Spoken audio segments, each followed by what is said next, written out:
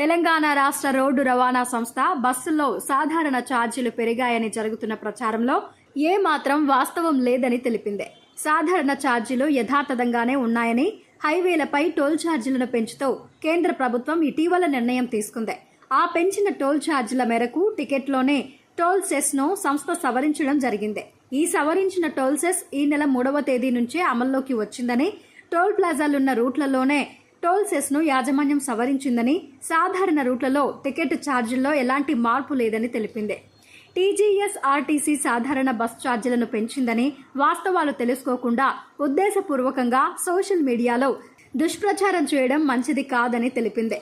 సంస్థ ప్రతిష్టకు భంగం కలిగించే విధంగా తప్పుడు ప్రచారం చేసేవారిపై పోలీస్ శాఖ సహకారంతో చట్ట ప్రకారం టీజీఎస్ఆర్టీసీ చర్యలు తీసుకుంటుందని హెచ్చరించింది.